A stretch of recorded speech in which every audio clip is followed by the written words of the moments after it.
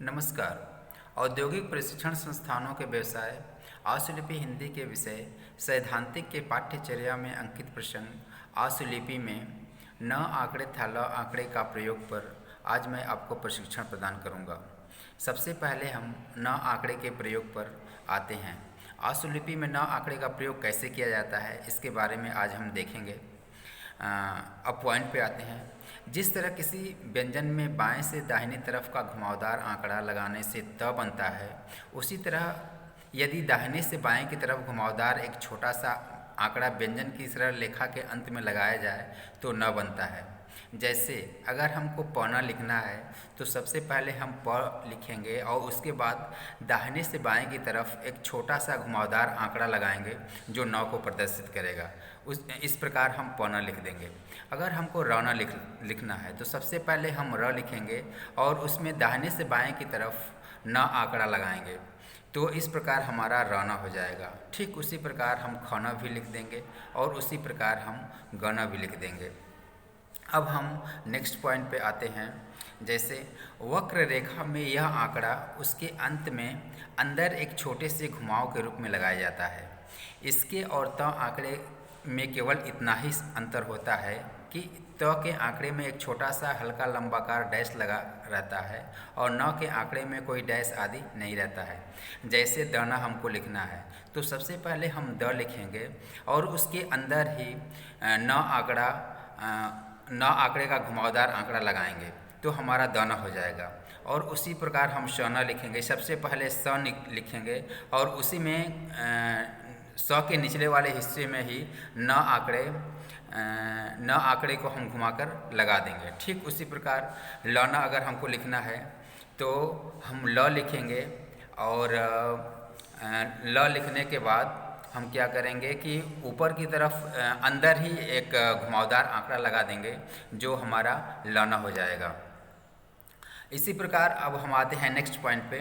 क्रिया के अंत में इस आंकड़े का उच्चारण ना या ने और कभी कभी नी भी मुहावरे के अनुसार होता है। जैसे रखना, अगर रखना है तो हम रखना कैसे लिखेंगे? र लिखेंगे और उससे जोड़ते हुए ख लिखेंगे और उसी में दाहिने से बाएं की तरफ न आंकड़ा लगाएंगे, तो इस प्रकार हमारा रखना हो जाएगा। इसी को रखना को ही हम कहीं कहीं रखना, रखनी और रखने भी पढ़ते हैं। अगर उसी तरह हमको मारना लिखना है तो सबसे पहले हम म बनाएंगे, उससे जोड़ते हुए र बनाएंगे और उसमें दाहिने से बाएं की तरफ न आंकड़ा लगा देंगे, तो इस प्रकार हमारा वो मारना हो जाएगा। इसको हम मारना, मारने और मारने भी पढ़ते हैं। जैसे अब हमको अगर पीटना लिखना है तो सबसे पहले प लिखेंगे और ट लिखेंगे और ट में दाहिने से बाएं की तरफ हम अपना न आंकड़ा लगा देंगे, तो वो पीटना हो जाएगा। इसी प्रकार अब हम नेक्स्ट पॉइंट पे आते हैं। संज्ञा के अंत में इस आंकड़े का उच्चारण केवल न होता है। यदि कोई मात्रा न के पश्चात आता है तो न का आंकड़ा न लिखकर पूरी रेखा लिखा जाएगा। जैसे हमको कान अगर हमको लिखा जाता है तो यह संज्ञा के केस में ऐसा होता है कि कभी कभी हम सिर्फ न का आंकड़ा आता है, सिर्फ न आता है और उसमें कोई मात्रा नहीं आती है, तो उसको हम न के रूप में आंकड़े के रूप में लिख सकते हैं। जैसे हमको कान लिखना है तो हम का लिखेंगे और उसमें न का आंकड़ा लगा देंगे। लेकिन कहीं कहीं अगर संज्ञा होती है और उसमें न के पश्चात मात्रा आती है तो उस कंडीशन में हम क्या करते हैं कि उसमें हम आंकड़ा नहीं लगाते हैं और उसको पूरा पूरा लिखते हैं। जैसे काना, अगर हमको काना लिखना है तो सबसे पहले हम का लिखेंगे, उसके बाद न पर आ की मात्रा लगाएंगे, का हो जाएगा। न क से जोड़ते हुए न लिखेंगे और उस पर आ की मात्रा लगा देंगे तो वो काना हो जाएगा। ठीक उसी प्रकार यदि हमको शान लिखना है तो शान भी लिख देंगे, मान लिखना है तो मान भी लिख देंगे, पान लिखना है तो पान भी लिख देंगे। यह न का आंकड़ा त आंकड़े के समान बीच में भी आता है। केवल अंतर यह है कि त का आंकड़ा वक्र रेखा में लगकर बीच में नहीं आता है, पर यह न का आंकड़ा वक्र रेखा में भी लगकर बीच में आता है। जैसे पनप, अगर हमको पनप लिखना है तो सबसे पहले प लिखेंगे, उसमें न का आंकड़ा लगाएंगे और न के आंकड़े से लिखते हुए उसमें प भी लगाएंगे। ठीक उसी प्रकार अगर हमको कनक लिखना है तो सबसे पहले हम क लगाएंगे, क में न का आंकड़ा लगाएंगे और न के आंकड़े से जोड़ते हुए क लिखेंगे। तो इस प्रकार हमारा कनप होगा।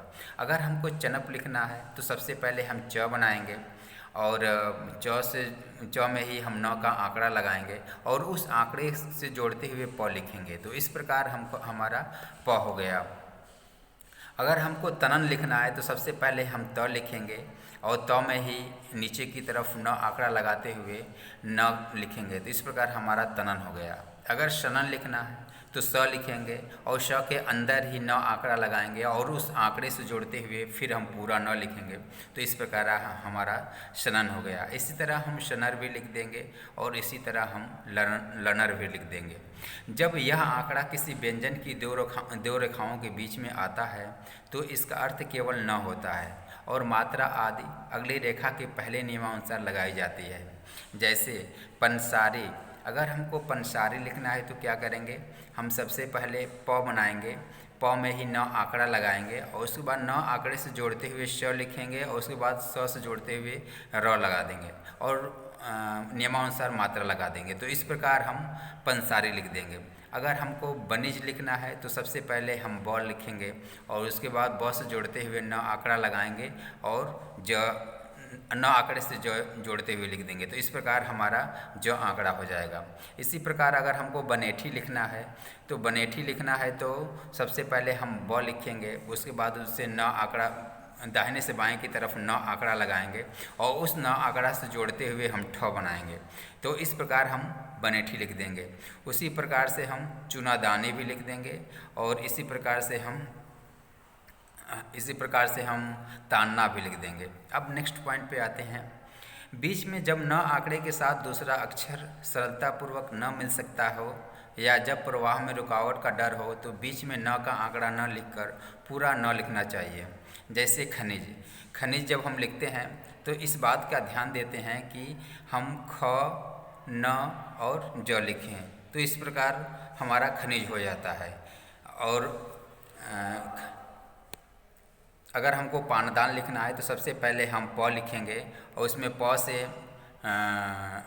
प के बाद हम न लिखेंगे और न के बाद द लिखेंगे और द से जोड़ते हुए हम न का आंकड़ा लगा देंगे। तो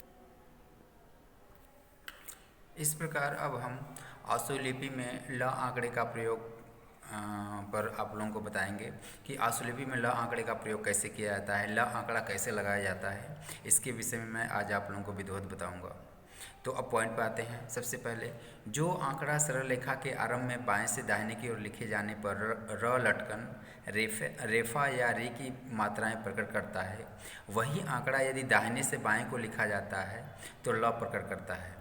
क वर्ग में यह आंकड़ा प्रारंभ में ऊपर को लगता है और यह आंकड़ा भी र के समान व्यंजन के बाद पढ़ा जाता है।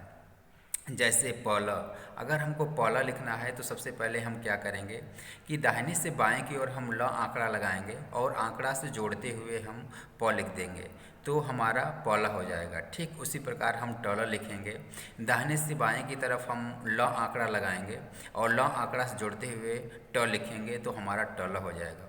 ठीक उसी प्रकार हम चौला भी लिख देंगे, दाहिने से बाएं की तरफ हम ल आंकड़ा लगाएंगे और उस ल आंकड़े से जोड़ते हुए चौ लिख देंगे तो हमारा चौला हो जाएगा। ठीक इसी तरह हम कौला भी लिख देंगे। तो अब हम नेक्स्ट पॉइंट पर आते हैं। वक्र रेखाओं में यह आंकड़ा उनके भीतर आरंभ में र के आंकड़े के स्थान पर उससे बड़ा फैला हुआ बनाकर पूरा लिखा जाता है। जैसे तौल, अगर हमको तौल लिखना है तो हम कैसे लिखेंगे, सबसे पहले हम ल आंकड़ा लगाएंगे और ल आंकड़ा जो है थोड़ा बड़ा होगा और उस ल आंकड़े से जोड़ते हुए त लिख देंगे तो हमारा तल हो जाएगा। इसी प्रकार हम शल लिख देंगे, इसी प्रकार हम मौल लिख देंगे और इसी प्रकार हम नल लिख देंगे। अब हम दूसरे पॉइंट पे आते हैं। प्रारंभ या बीच में र की तरह जिस व्यंजन में यह ल का आंकड़ा लगा रहता है अधिकतर उसके और ल के बीच में कोई स्वर नहीं आता है, पर सुचारुता के विचार से कहीं कहीं अ, ई, उ की ह्रस्व मात्राएं रहने पर भी यह आंकड़ा लगाकर ल लिखा जाता है।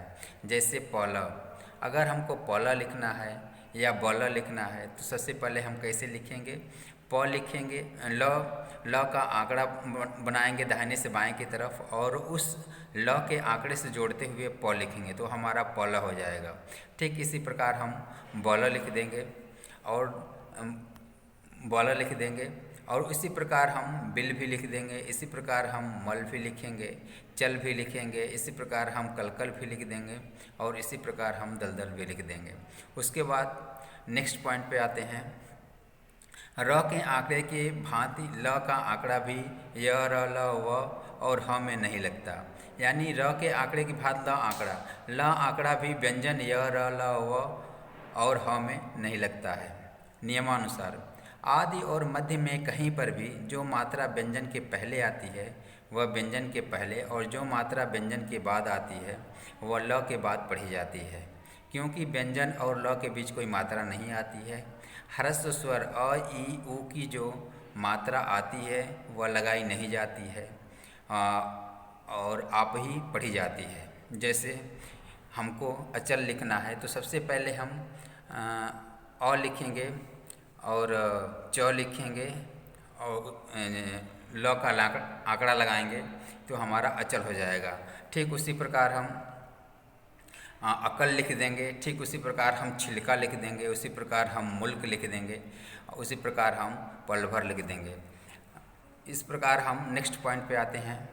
ल आंकड़े और उसके पहले व्यंजन के बीच यदि र आंकड़े के समान अ, ई, उ की ह्रस्व मात्रा को छोड़कर कोई दूसरी दीर्घ मात्रा आए या ल अपने पहले आने वाले व्यंजन के साथ न पढ़ा जाकर अकेले या बाद वाले व्यंजन के साथ पढ़ा जाए तो ल आंकड़ा न लिखा जाकर ल पूरा लिखा जाता है। जैसे पुतला में ला त के साथ न पढ़ा जाकर अकेला पढ़ा जाता है, इसलिए इसमें ल का आंकड़ा न लगकर पूरा लिखा जाएगा। जैसे मेल, अगर हमें मेल अगर हमको लिखना है तो सबसे पहले हम म बनाएंगे, उसमें ए की मात्रा देंगे, में हो जाएगा और चूंकि ल को हम अकेले पढ़ रहे हैं तो इसलिए उसको पूरा लिखा जाएगा तो वो हमारा मेल हो जाएगा। उसी प्रकार हम खेल लिख देंगे, उसी प्रकार हम रेल लिख देंगे, उसी प्रकार हम पोल लिख देंगे, उसी प्रकार हम पाला लिख देंगे।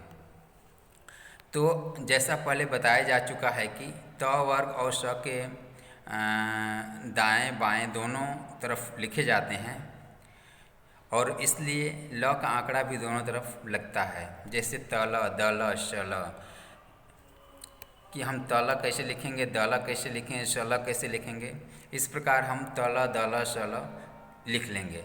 इनमें स्वर लगाने का भी वही नियम है जो व्यंजन के अकेले रहने पर लागू होता है, अर्थात किसी भी शब्द में अकेला व्यंजन हो और उसके पहले कोई मात्रा हो, चाहे फिर उस व्यंजन के बाद भी कोई मात्रा हो, तो ल आंकड़ा लगे हुए व्यंजन का बायां समूह आता है। अगर हमको अतल लिखना है, उदल लिखना है तो इस प्रकार हम लिख देंगे और यदि मात्रा बाद में आती है पहले नहीं तो दायां समूह लिखा जाता है। जैसे दला, अगर हमको दला लिखना है तो द बनाएंगे और सबसे पहले ल का आंकड़ा लगाएंगे, द बनाएंगे और इस प्रकार हमारा दला हो जाएगा और इसी प्रकार हम दली भी लिख देंगे। जब यह दूसरे व्यंजन से मिलता है तो सुचारुता के विचार से सुविधा अनुसार दाएं बाएं दोनों तरफ लिखा जाता है। जैसे दलदल, अगर हमको दलदल लिखना है तो सबसे पहले हम ल आंकड़ा लगाएंगे, ल आंकड़े से हम द को जोड़ देंगे, फिर हम ल आंकड़ा लगाएंगे और उस ल आंकड़े से जोड़ते हुए द को लिख देंगे। इस प्रकार हम दलदल लिख देंगे।